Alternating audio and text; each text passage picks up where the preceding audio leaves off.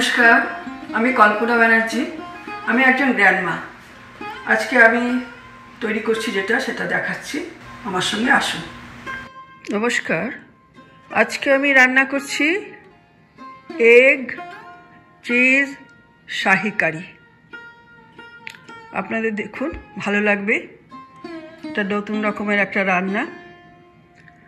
এতে আমি যা যা দেব, আমি এখানে 6টা ডিম সেদ্ধ করে রেখেছি। এখানে আছে চিজ 1/4 এই বোলটার। আচ্ছা, এইটা হচ্ছে কাজু এবং আমন্ড, এই সমস্ত পেস্ট করে রাখা। আর এখানে আছে হচ্ছে পেঁয়াজ, রসুন, আদা, একটা কাঁচা লঙ্কা আর কিশমিশ, এটা একসঙ্গে পেস্ট করে রেখেছি।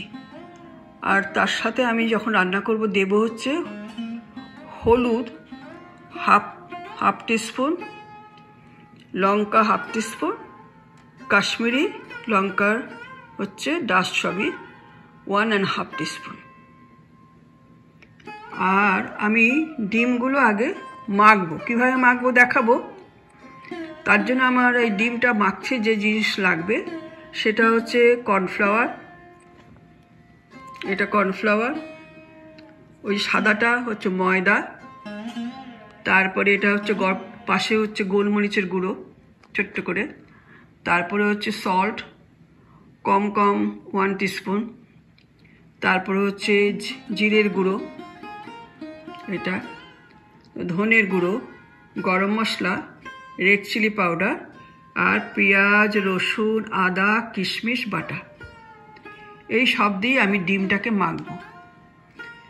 আর এখানে আছে টমেটো দিচ্ছি না, টমেটো সস দিয়েছি।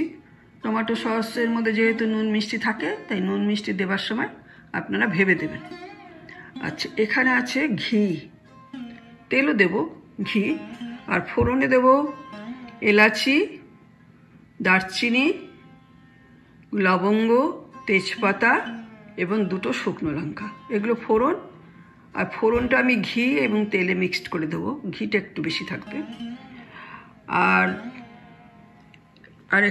ছোট্ট ছোট্ট 2টো আলু আমি মাইক্রো ওভেনে সেদ্ধ করে রেখেছি, ডিমের কারিতে দেব বলে। এটা মেইন নয়, কিন্তু এইটা দিলে ঝোলটা একটু ঘন, খাবারটা একটু বেশি বা একটু ঘন হতে পারে এবং স্বাদটা একটু বাড়ে। এই হচ্ছে আমার উপকরণ। এই দিয়ে আমি এগ চিজ শাহি কারি রান্না করছি। আমি ডিমগুলো গায়ে এরকম অনেক দাগ করে দেব, যাতে এইগুলো যায়, রসগুলো গায়ে আমি কেটে কেটে দিলাম। এগুলো এখন এইগুলো দিয়ে মাখবো, সেটা আপনাদের দেখাচ্ছি। এইগুলোকে এখন আমি সবগুলো দিয়ে মাখছি। তারপরে ডিমগুলোকে এর সঙ্গে মেখে মেখে দেব। আমি এই সমস্ত যে মশলাগুলো দেখিয়েছিলাম সব আমি মেখেছি। এবার এটা ম্যারিনেট করবো ডিমগুলোকে।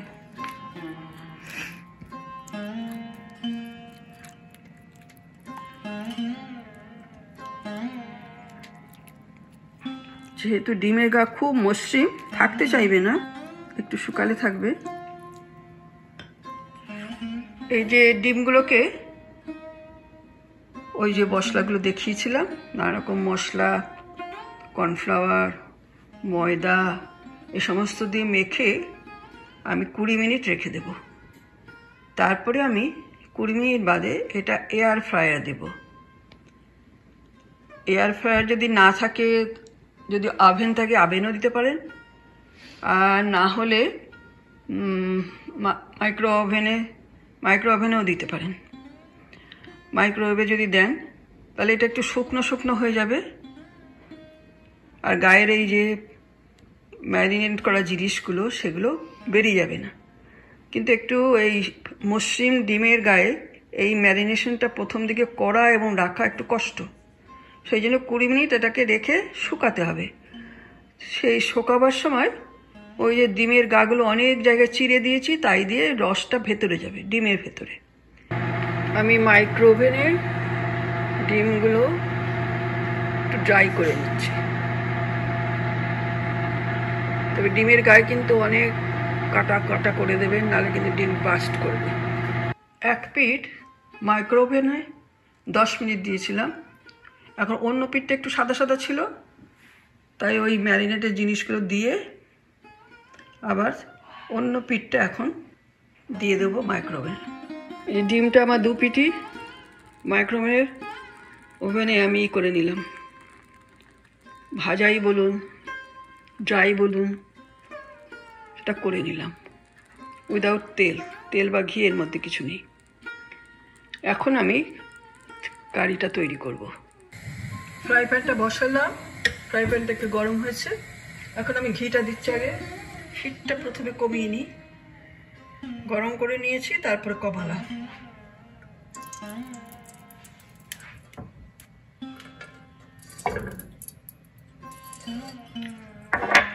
ওয়ান টেবিল স্পুন ঘি দিয়েছি।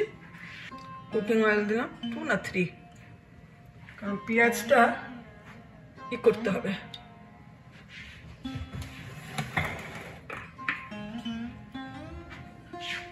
পেঁয়াজটা ভাজতে হবে ভালো করে, সেই জন্য 3 টেবিল স্পুন দিলাম হচ্ছে কুকিং অয়েল, 1 টেবিল স্পুন বেশি করে করে ঘি দিলাম। এখন এতে ফোড়ন দিচ্ছি।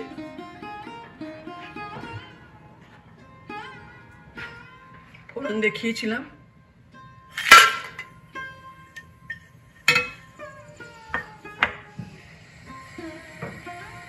দাঁড়িয়ে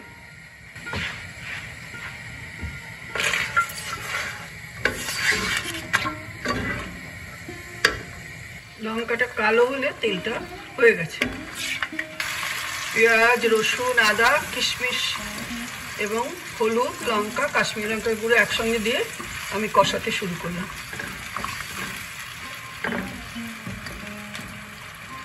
কষা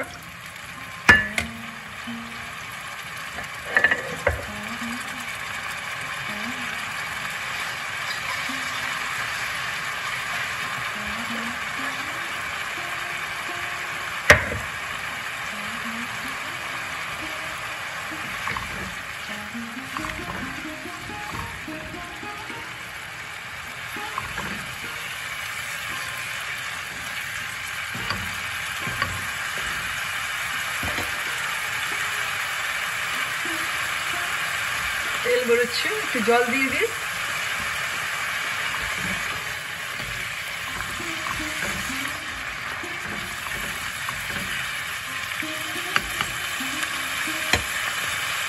হালকা একটু জল দিয়ে দিই।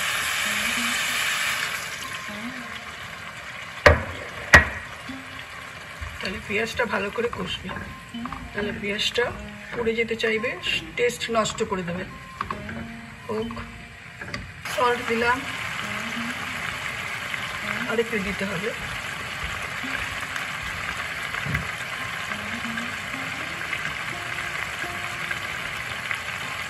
ওয়ান অ্যান্ড হাফ, আগে 1 দিলাম, এখন হাফ।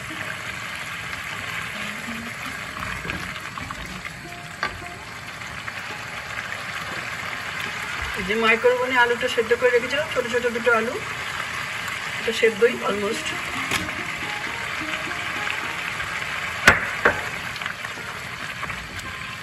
আমি এর মধ্যে দই দিই, দই না দিলেও হয়, দই দিলে আরও ভালো হয়।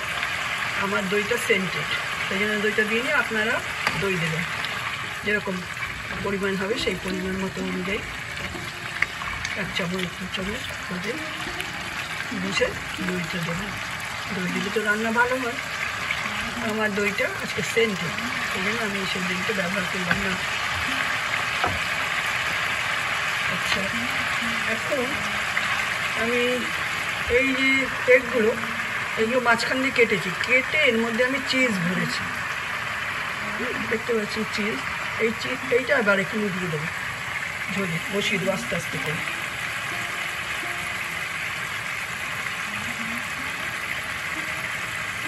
এর মধ্যে চিজ ভরা আছে।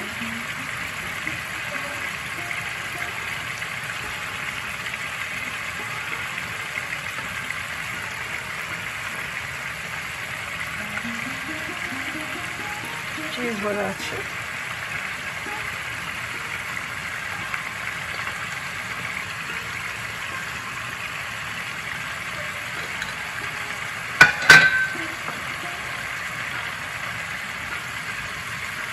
চিজেতে এটা জোড়া লেগে যাবে।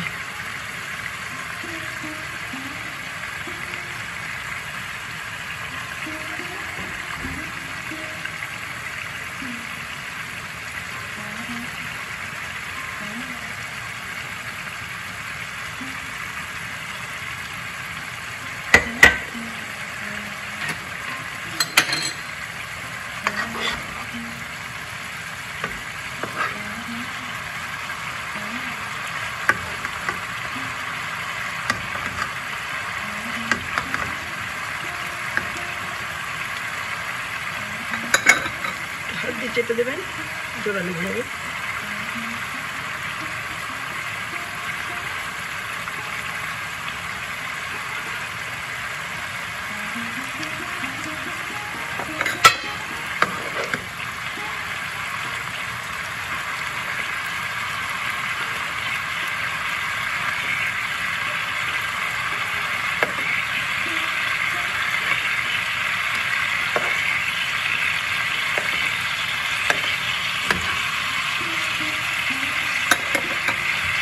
একটু মিষ্টি দিয়ে দেবো।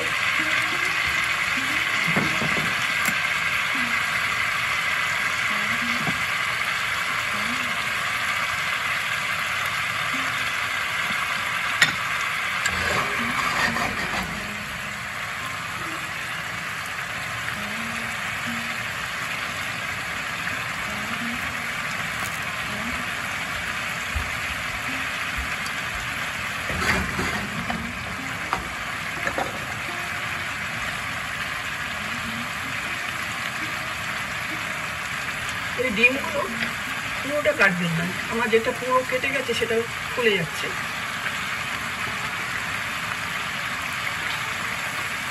হয়ে গেছে, আমার হয়ে গেল চিজ এগ শাহি কারি।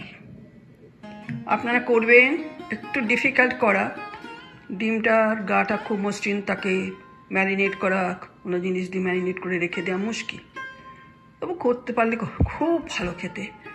আর শেষে আমি একটুখানি প্রত্যেকটা ডিমের উপর ক্রিম দিয়ে দিয়েছি।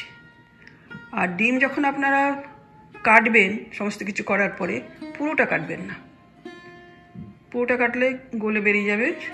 আর অনেকক্ষণ ধরে ঝোলেও রাখবেন না, ঝোলে দেবেন ওই চিজ যেটা দেয়া আছে সেটাতে ডিমটা আটকে যাবে। বেশি গরম করলে, বেশি ফোটালে চিজটা গলে যাবে, ডিমটা ফাঁকা হয়ে যাবে। তাই এই যে প্রত্যেকটা ডিম রয়েছে, আপনারা করে খাবেন, গ্যারেন্টি এটা আপনাদের ভালো লাগবেই। আপনি আর কোনো গেস্টকে নিমন্ত্রণ করে খাওয়াবেন, দেখবেন তাদেরও ভালো লাগবে, কারণ ডিম সাধারণত সবাই ভালোবাসে, ডিম খুব উপকারী। তবে ডিম যখন আপনি ওভেনে করছেন তখন কিন্তু যে ডিমটা গায়ে কিন্তু অনেকগুলো কাটা কাটা থাকতে হবে, নাহলে ডিমটা বাস্ট করে যাবে। কারণ প্রোটিনটা, ডিমের যে কুসুম তার হাই প্রোটিন, ওই হাই প্রোটিনটা আগে গরম হয়ে যায়, ওই সাদা খোলাটা পরে গরম হয়, কাজে কাজে ওটা গরম হয়ে ফাটিয়ে দেয়। সেই জন্য ওখানকার গরম বা হিট বা ব্যাপারটা বের করার জন্য ডিমের গায়ে অনেকগুলো কেটে দেবেন ছুরি দিয়ে, যার ফলে ওটা দিয়ে ওর ব্যাপারটা বেরিয়ে যেতে পারে। এটা একটু ঝামেলা, কিন্তু মাইক্রোওভেনে করবেন, ওভেনেও করতে পারেন, এয়ার ফ্রায়ারেও করতে পারেন। আমি মাইক্রোওভেনই করেছি, আপনারা করে খাবেন, আমাকে জানাবেন কেমন হলো। ভালো লাগলে কমেন্ট করবেন এবং সাবস্ক্রাইব করবেন, শেয়ার করবেন, লাইক করবেন, আমাদের সাথে থাকবেন। শাহি চিজ এগ কারি, শাহি